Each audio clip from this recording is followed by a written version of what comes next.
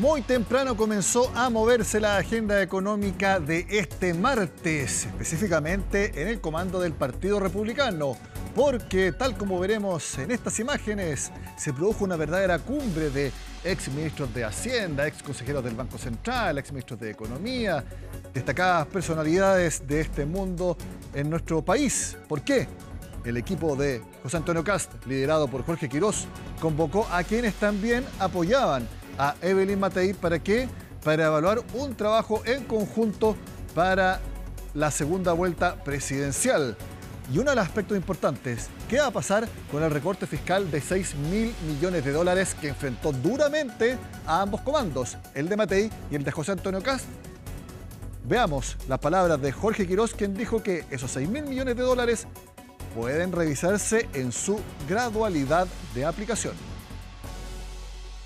Tenemos decididamente una coincidencia en lo que importa, que es atacar todo el tema de la maraña de permisos y regulaciones, lograr una rápida convergencia fiscal y finalmente propender hacia una rebaja de impuestos de primera categoría que aliente la inversión. Después están los detalles, de qué manera, a qué ritmo, y esas son cosas que se irán viendo hacia adelante.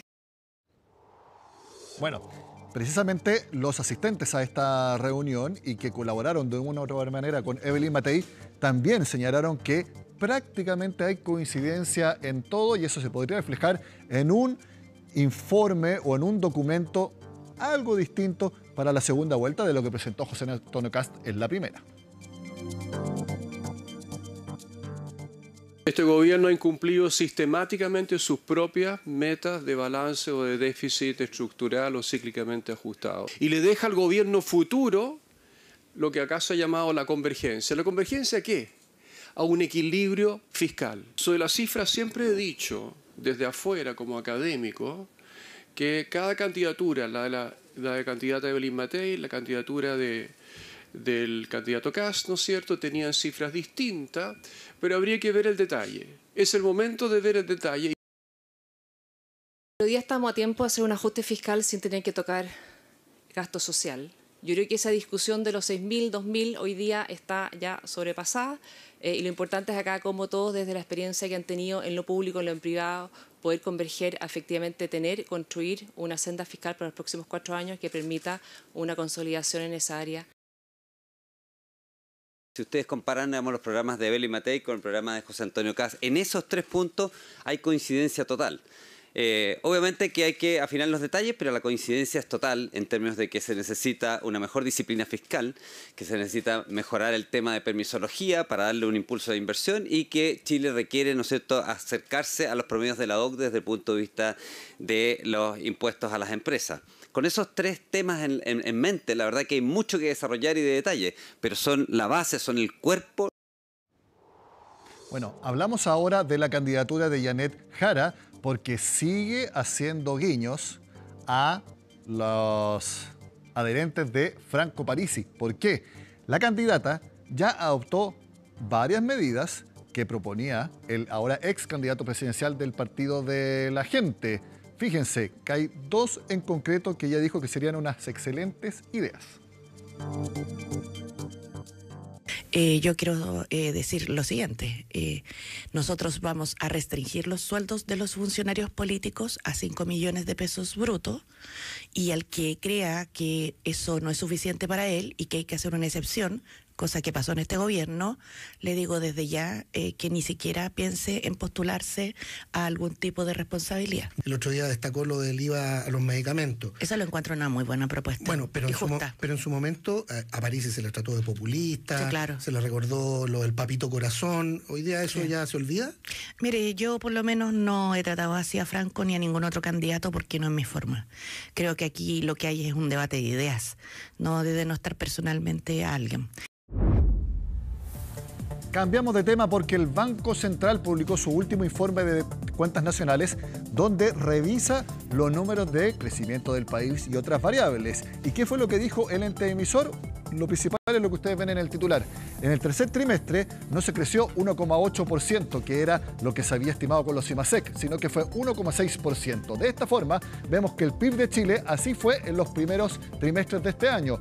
2,6% entre enero y marzo, 3,3% entre abril y junio y 1,6% entre julio y septiembre. En ese mismo orden, por ejemplo, vemos la inversión medida a través de la formación bruta de capital fijo, que ha ido creciendo sostenidamente en el año. 1,6% en el primer trimestre, 5,8% en el segundo y fíjense, alto 10% en el tercer trimestre. Sin duda, una muy buena cifra.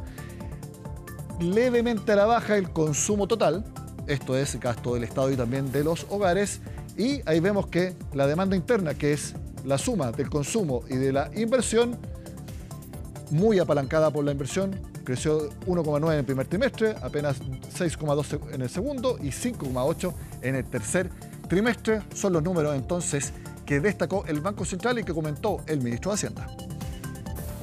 Cuando uno ve el crecimiento entre los últimos 12 meses, tenemos un crecimiento de 2,9%. A su vez, cuando se ven los distintos componentes, resalta el crecimiento de la inversión. La inversión en el tercer trimestre del año 2025 comparado con el tercer trimestre del año 2024 ha crecido un 10%. No teníamos un crecimiento de la inversión de ese nivel desde el año 2012, es decir, es el crecimiento más alto en más de 10 años.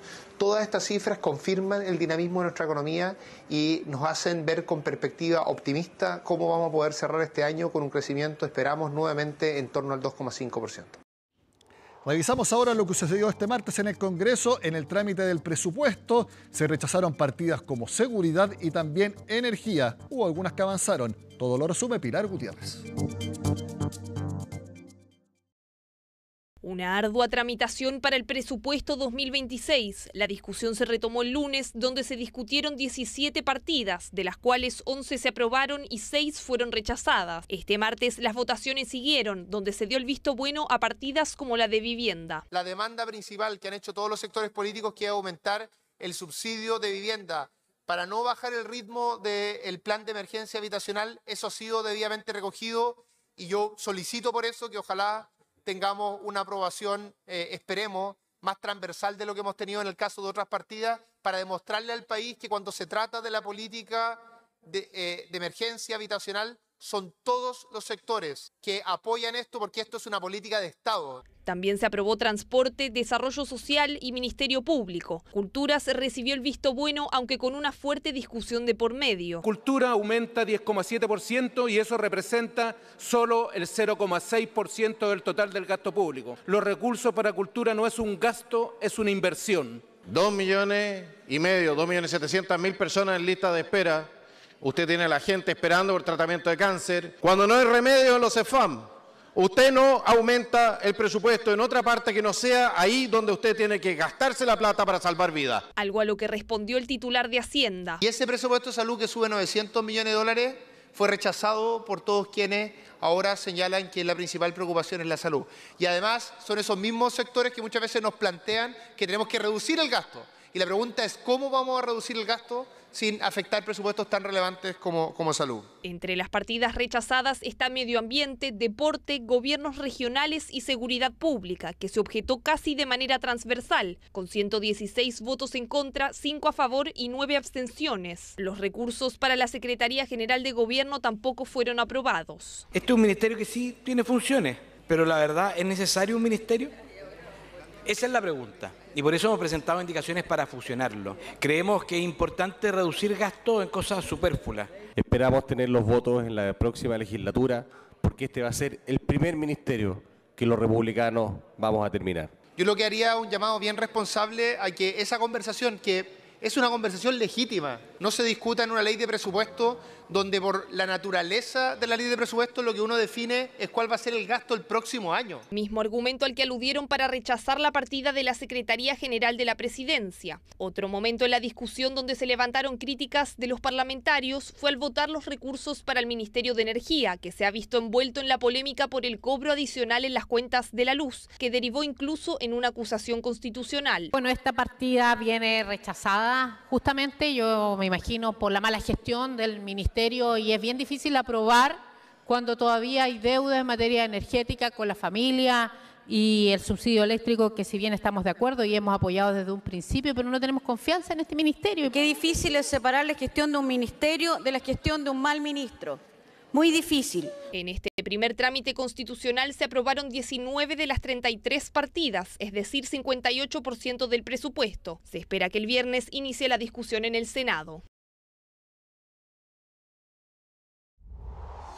Antes de hacer la pausa, les cuento que la Comisión para el Mercado Financiero aplicó multas de más o menos 14,6 millones de dólares a el exfundador de Sartor AGF, Pedro Pablo Larraín, también a los directores y ejecutivos de la ex administradora, debido obviamente al escándalo que sucedió en Sartor, y obviamente se confirma que ya no puede seguir funcionando. De hecho, tiene grandes problemas el presidente de Azul Azul, la concesionaria de la Universidad de Chile, Michael Clark, entre otras personas.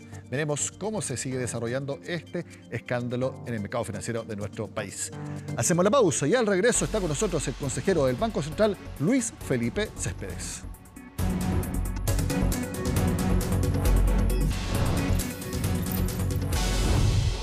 En Agenda Económica PM le doy la bienvenida al consejero del Banco Central, Luis Felipe Céspedes. Bienvenido a CNN Chile, Luis Felipe. Muchísimas gracias por la invitación. A ver, el Banco Central comunicó al país que se redujo levemente el crecimiento del tercer trimestre. Con los CIMASEC se había estimado en 1,8%, pero ahora es 1,6%. ¿Cómo evalúa el momento económico de Chile? Bueno, tal como dijimos en el comunicado de la última reunión de política monetaria y también en la minuta de la última reunión de política monetaria, la economía ha evolucionado en línea con lo que habíamos pronosticado en el informe de política monetaria de septiembre pasado. Tenemos una cifra que está afectada, que se ha visto afectada por la situación de la minería, donde tenemos una caída de 6,5% de crecimiento.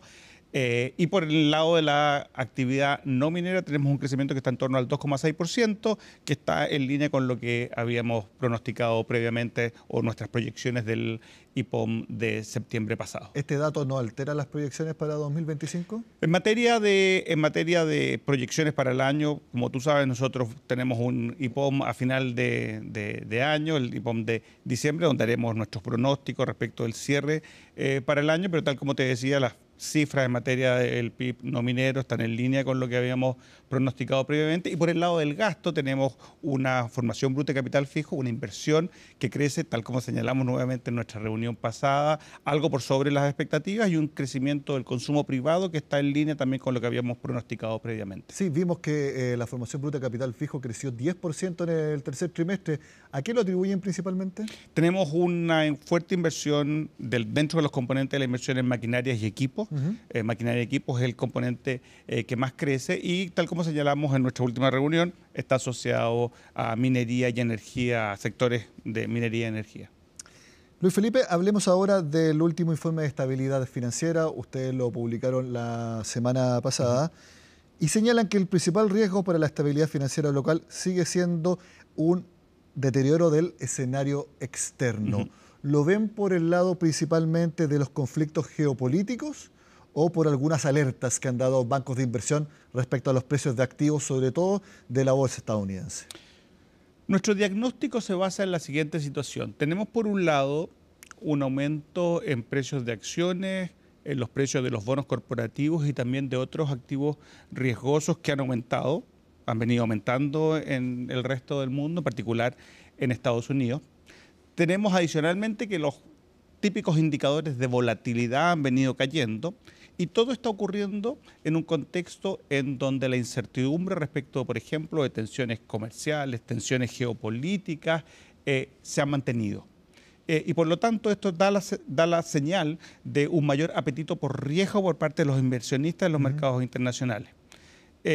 Al mismo tiempo tenemos por el lado del endeudamiento global, este ha venido aumentando, particularmente el soberano, y también tenemos un crecimiento, como señaló el Fondo Monetario Internacional, también en su último informe de estabilidad financiera, de operadores financieros no bancarios. Entonces, nuevamente, el elemento central de este diagnóstico es el hecho que tenemos estos aumentos en precios de acciones, de bonos corporativos, de activos riesgosos, junto con una situación de incertidumbre que algo está matizada, pero que permanece presente. Todo esto habla entonces de un mayor apetito por riesgo y por lo tanto son en ese tipo de situaciones donde efectivamente uno tiene que estar monitoreándolo más de cerca. Recuerda que este es un informe distinto al informe de política monetaria. En el informe de política monetaria nosotros damos nuestra visión respecto del escenario más probable, el escenario esperado. En este informe nosotros nos preguntamos qué ocurriría si se da un escenario extremo. Exacto, porque por un lado están los conflictos geopolíticos que tienen sus propias características, sus propias formas de irse desarrollando, pero la posibilidad de que haya una crisis financiera, especialmente derivado de lo que se ha denominado burbuja de las acciones tecnológicas, liderada a la inteligencia artificial, y también el que ha subido tanto la bolsa de Estados Unidos en los últimos años. Los presidentes de distintos bancos de inversión lo han venido advirtiendo, no como algo que vaya a suceder, pero que sí podría subir el riesgo. ¿Es algo que ustedes ven que pueda suceder o que los tiene más en alerta específicamente derivado de ese fenómeno? Lo que nosotros nos preguntamos es, dado lo que hemos observado en términos del comportamiento de mercado, lo que señalamos en este informe es que las vulnerabilidades asociadas a los mercados financieros internacionales han aumentado. Precisamente por lo que te señalaba antes. Cuando miramos, por ejemplo, la relación precio-utilidad en la bolsa en Estados Unidos, vemos que está en niveles que son superiores a los promedios de la última década. Eso no significa que no estén reflejando adecuadamente las expectativas o la visión, lo que puede ocurrir con la economía. Pero sin lugar a dudas de que si se gatillara un escenario de corrección de precios de activos, el hecho de que tengamos un mayor endeudamiento global, de que tengamos toda esta situación, generaría una mayor vulnerabilidad del escenario externo, digámoslo así, en este caso de la economía estadounidense. Nosotros no hacemos un pronóstico respecto de ese escenario en particular. Nos preguntamos cómo se encuentra la economía global, el escenario externo hoy día, si se ocurre una determinada situación. Yo le invito a que vea la pantalla y vea ese titular. ¿Está preparado Chile para un shock externo? ¿Cómo respondería? Bueno, nosotros en este informe hacemos un análisis del grado de vulnerabilidad o de la preparación que tienen los distintos sectores de la economía, obviamente con un foco en el sector bancario. Pero respecto de los hogares, ¿qué es lo que hemos dicho? En los hogares hacemos un ejercicio que es muy común en todos estos informes de estabilidad financiera, que es preguntarse qué ha pasado con la deuda en riesgo, o sea, con la deuda total multiplicado por la probabilidad de que esos créditos no se paguen. En materia de hogares hemos dicho que se mantiene en los mismos niveles que en el IEF anterior. En materia de empresas hemos dicho que hay una leve mejoría respecto de esa deuda en riesgo. Y en materia bancaria hemos dicho que los bancos tienen niveles de capitales que les permiten mantenerse solventes si ocurre un escenario de tensión severa. Ese escenario de tensión severa es un escenario con caídas significativas de la actividad económica, aumentos en el desempleo, de forma tal de dar cuenta de la situación de solvencia del banco. Y nuevamente nuestro mensaje es que tienen capital, los niveles de capitales son los adecuados para enfrentar un escenario de tensión severa. Entonces, los hogares están igual, los bancos también, las empresas mejor, y el Estado en su conjunto, todos hemos visto cómo ha subido la deuda pública, se ha hablado mucho de la estrechez fiscal y sobre todo la reducción de los fondos soberanos a creo que menos de un cuarto de lo que estaba en el 2008 para la crisis subprime. ¿Cómo está el Estado de Chile para enfrentar una eventual crisis externa? A nosotros no nos corresponde hacer evaluaciones respecto de la sostenibilidad de la deuda. En Chile tenemos distintas instituciones que se encargan de hacer esas evaluaciones. En este caso, el Consejo Fiscal es el encargado de hacer dichas evaluaciones. Lo que sí nosotros recalcamos en este informe es de la importancia de contar con una política fiscal sostenible en el tiempo que permita precisamente, en primer lugar, mejorar el acceso al financiamiento de hogares y empresas. Cuando uno tiene una posición fiscal sostenible en el tiempo, eso se traduce en mejores condiciones financieras para las empresas y también para los hogares. Y en segundo lugar, también es importante desde el punto de vista de tu pregunta, que es para enfrentar situaciones de shocks externos que puedan ocurrir en la economía. Con todo, que es lo que nosotros decimos en este informe, que la economía chilena, no obstante, no es inmune a lo que pueda ocurrir en el escenario internacional, tiene una solidez macroeconómica para enfrentar un escenario adverso, externo adverso, y también tiene una regulación, una vigilancia del sistema financiero que también es robusta, que también nos permite enfrentar escenarios de tensiones severas. En su conjunto, ¿estamos peor preparados de lo que enfrentamos, por ejemplo, el año 2008, para hacer una comparación de la última crisis internacional? A ver, tenemos distintos elementos en la economía. Hay algunos elementos por el lado de lo que ha sido el sistema bancario. Recuerda que nosotros en Chile, en materia de sistemas financieros, implementamos Basilea III, que es un conjunto de regulación a los bancos que lo que busca hacer es fortalecer su situación de capital. Y hemos venido haciendo la implementación de Basilea III, que implica que hoy día tenemos una posición en materia de capital de los bancos que es mayor, porque los requerimientos han ido aumentando, hubo una modificación legal que permiten enfrentar a los bancos un escenario de tensión severa. Usted ha trabajado en gobiernos. Le quiero preguntar si ve en las actuales candidaturas que quedan para la presidencia de Janet Jara y de José Antonio Kast las señales correctas respecto a mantener las cuentas fiscales en orden, tanto para hacer un buen trabajo de llegar a la moneda, como también para tener estos colchones necesarios en caso de que haya una crisis financiera. Creo que es importante destacar lo que ocurrió el domingo, una elección ejemplar en términos de su implementación. Habla de un país donde las instituciones funcionan, habla de una solidez democrática, creo que eso es muy destacable y como consejero del banco no me corresponde hablar respecto de candidaturas en particular. Pero no en particular, pero lo que ha visto, la señal, el ve ambos sectores una buena y sana preocupación por las cuentas fiscales y así tener por parte del Ejecutivo herramientas necesarias para enfrentar una situación de emergencia financiera.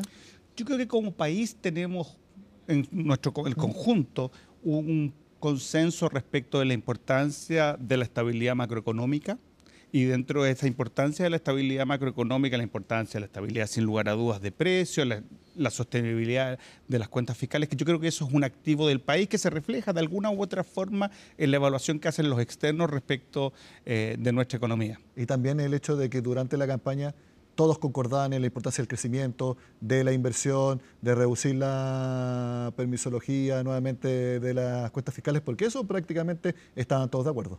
Ahí nosotros como Banco Central siempre decimos que tomamos el PIB potencial, el PIB tendencial como dado, pero creo que, y nuestro aporte obviamente desde la estabilidad macroeconómica es importante para la inversión. Cuando hablamos de la inversión, la estabilidad macro es muy relevante y creo que sin lugar a dudas que es precisamente un mayor crecimiento económico, una mayor productividad, más innovaciones, lo que le permite a los países generar más y mejores oportunidades, por ejemplo, en materia de empleos, más y mejores empleos y aumentar el bienestar de la sociedad. Así que creo que es muy importante que los países mantengamos esa visión de la importancia de esas dimensiones. Consejero, y lo aprovecho porque está acá. Las últimas encuestas que ustedes han hecho al mercado señalan reducción de la tasa de interés en diciembre a 4,5%, otra reducción, algunos dicen en abril, junio a 4,25% y ahí se quedaría la tasa de interés como una tasa neutral de 4,25%. Yo sé que no me va a decir cuáles son los movimientos porque quizás todavía ni siquiera ustedes mismos lo tienen previsto porque es así, pero más o menos esa sería la trayectoria de la tasa de interés. ¿Está bastante bien esas encuestas de mercado? Nosotros definimos una estrategia de política monetaria en cada uno de los informes de política monetaria. En el informe de política monetaria nosotros definimos una visión de la marcha de la economía, tal como te señalaba en la primera parte de la entrevista. La economía ha ido evolucionando en materia de actividad, en particular de actividad no minera, relativamente en línea con lo que habíamos pronosticado. Dijimos que íbamos a acumular información en los meses siguientes de esa reunión. Eso es lo que hemos venido haciendo y en base a todos esos antecedentes vamos a tomar una decisión en la RPM de diciembre y la vamos a transmitir no solo en el comunicado, sino también en el IPOM que acompaña dicha reunión. Consejero Céspedes, como siempre, muchas gracias por estar con nosotros en Agenda Económica. Muchísimas gracias a ustedes por la invitación. De esta forma terminamos la agenda de este martes. Sigan acá en CNN Chile.